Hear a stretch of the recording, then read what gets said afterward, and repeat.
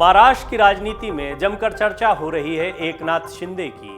एकनाथ शिंदे, जिनके बारे में अमर उजाला ने सबसे पहले आपको बताया था कि वो मुख्यमंत्री बन सकते हैं और इसके बहुत सारे कारण हमने आपको तब बताए थे।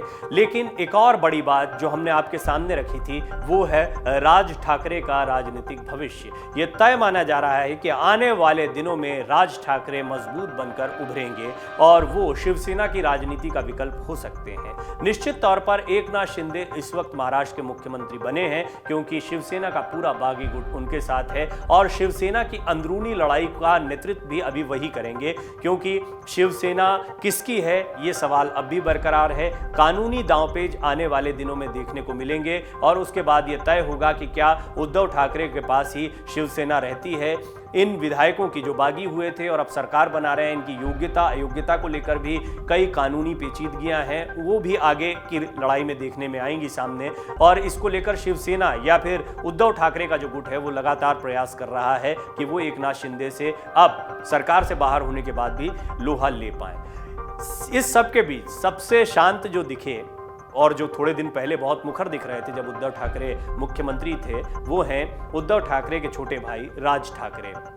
उद्धव ठाकरे और राज ठाकरे हमेशा बाला साहब ठाकरे के इर्द गिर्द दिखाई देते थे और उनके मजबूत बाजू माने जाते थे। लेकिन इसे पुत्र मोह कहा जाए या राजनीतिक भविष्य के तौर पर अपने बेटे को मजबूत करने की कोशिश, बाला साहब ठाकरे ने राज ठाकरे को शिवसेना की कमान नहीं दी। शिवसेना की कमान मिली उद्धव ठाकरे को। उद्धव ठाकरे को उन्होंने प्रमुखता दी और राज ठाकरे ने अपनी नाराजगी दिखाते हुए पार्टी को उस वक्त छोड़ दिया था।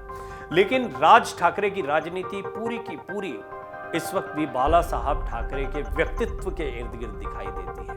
वो आज भी बाला साहब ठाकरे का वही सम्मान करते हैं जो उस दौर में किया करते थे। वो बाला साहब ठाकरे की तरह बोलते हैं, उनकी तरह मुद्दों को उठाते हैं, उनकी तरह दिखने की कोशिश करते हैं और तो और उनकी कार्टूनिंग की कला भी जो है, ये भी मैंने आपको जानकारी दी थी। बाला साहब ठाकरे एक बेहतरीन कार्टूनिस्ट थे और राज ठाकरे भी उतने ही बढ़िया कार्टून्स बनाते हैं। ये कम लोग जानते हैं, लेकिन वो बहुत अच्छे आर्टिस्ट हैं, बहुत अच्छे कार्टून्स बनाते हैं। उनकी भाषा और उनका लिखने का अंदाज भी बहुत हद तक बाला साहब ठाकरे से प्रभावित है। राज ठाकरे महाराष्ट्र की राजनीति में एक बड़ा रोल प्ले कर सकते हैं। बहुत समय से चुप रहे राज ठाकरे ने बहरहाल अपने 2 ट्वीट्स के जरिए दोनों ही जगह पर अब कुछ कुछ बातें कही हैं। उद्धव ठाकरे पर भी उन्होंने तंज कसा है, एकनाथ शिंदे को भी उन्होंने बधाई दी है। इन दोनों के मायने समझने की जरूरत है। राज ठाकरे ने क्या कहा महाराष्ट्र में सरकार बदलने के बाद, एकनाथ शिंदे के मुख्यमंत्री बनने के बाद। सबसे पहले जिसे तंज माना जा रहा है उद्धव ठाकरे पर, वो ट्वीट हम आपको बताते हैं। एग्जैक्टली राज ठाकरे ने लिखा है कि जिस दिन मनुष्य अपने सौभाग्य को ही अपना निजी कर्तृत्व मानने लगता है, उस दिन से पतन का प्रवास शुरू हो जाता है। यानी जो कुछ उद्धव ठाकरे को मिला था वो किस्मत से मिला था, सौभाग्य से मिला था और उद्धव ठाकरे को ये लगने लगा कि ये उन्होंने हासिल किया है या उनके अंदर ये योग्यता है कि वो उन्हें मुख्यमंत्री का पद मिल गया है। इशारों में राज ठाकरे बहुत बड़ी बात कह रहे हैं। हालांकि उन्होंने बहुत संक्षेप में ये बात कही है, पर राजनीतिक विश्लेषक अगर इसका विस्तार से विश्लेषण करें तो भी इसी नतीजे पर पहुंचेंगे कि कुछ जल्दबाजी की। आपने हमारी एक रिपोर्ट को बहुत पसंद किया है जिसमें हमने आपको ये बताया है कि उद्धव ठाकरे ने 5 बड़ी गलतियां कौन सी की हैं जो उनको भारी पड़ी हैं। इनमें सबसे महत्वपूर्ण बात यह है कि वो मुख्यमंत्री बनने की जल्दबाजी में थे। दूसरी बहुत महत्वपूर्ण बात यह है कि उन्होंने दोस्तों और दुश्मनों में फर्क नहीं समझा। तीसरी महत्वपूर्ण बात यह है कि वो पार्टी कार्यकर्ताओं से दूर रहे।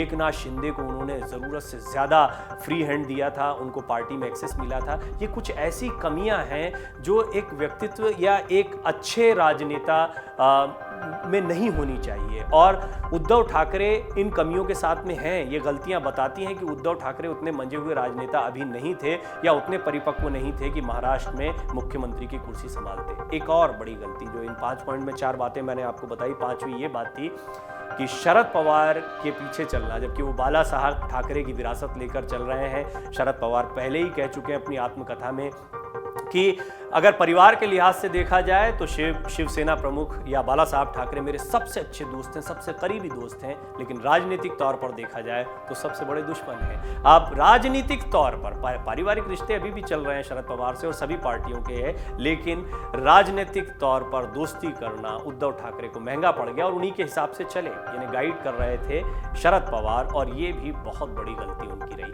बहरहाल राज ठाकरे ने यह गलती नहीं की और वो किसी के इर्द गिर्द नहीं दिखाई देते, ना किसी पार्टी में गए। हाँ, उनसे भी नितिन गडकरी ने मुलाकात की है, बीजेपी से उनकी नज़दीकियों की बात हो रही है, वो अयोध्या का मुद्दा उठाते हैं, वो उत्तर प्रदेश के मुख्यमंत्री योगी आदित्यनाथ की तारीफ करते हैं, महाराष्ट्र में उसी तरह विकास किए जाने की बात करते हैं। ये सारी बातें राज ठाकरे कहते हैं। इसके साथ साथ उन्होंने एकनाथ शिंदे को बधाई भी दी। उन्होंने क्या लिखा अपने ट्वीट में वो भी हम आपको बताते हैं। एकनाथ शिंदे महाराष्ट्र के मुख्यमंत्री पद के उत्तरदायित्व को आप स्वीकार कर रहे हैं, इस बात का हमें आनंद है। ये सुअवसर प्राक्तन ने आपको दिया है, शुद्ध कर्तव्य से आप इसे सिद्ध करेंगे ऐसी आशा है। सतर्क रहिए, सोच विचार कर कदम उठाइए, पुनः आपका अभिनंदन है। सोच विचार कर कदम उठाइए, सतर्क रहिए, यानी कि अब भी वो राज ठाकरे इशारों में उन्हें भी कुछ हिदायत देते दिखाई दे रहे हैं। ये बात तय है कि राज ठाकरे इतनी आसानी से अपने पत्ते नहीं खोलेंगे और अभी राज ठाकरे के सामने सबसे बड़ा काम जो रखा है वो है नाराज शिव सैनिकों को अपने साथ जोड़ना। बहरहाल अभी तो 2 धड़े हैं जिनमें ऑलरेडी शिवसेना के सिंबल और नाम को लेकर लड़ाई चल रही है।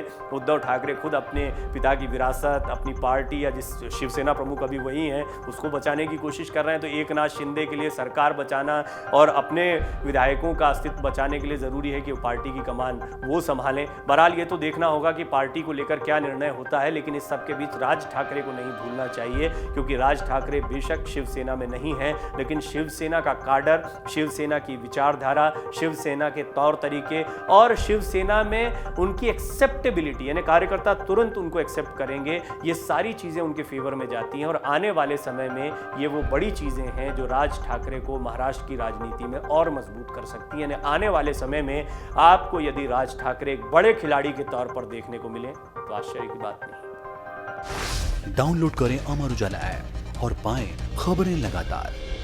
अगर आप ये वीडियो YouTube पर देख रहे हैं तो हमारे चैनल को सब्सक्राइब करें और बेल आइकन को दबाना ना भूलें। अगर आप Facebook पर ये वीडियो देख रहे हैं तो हमारे पेज को लाइक करें।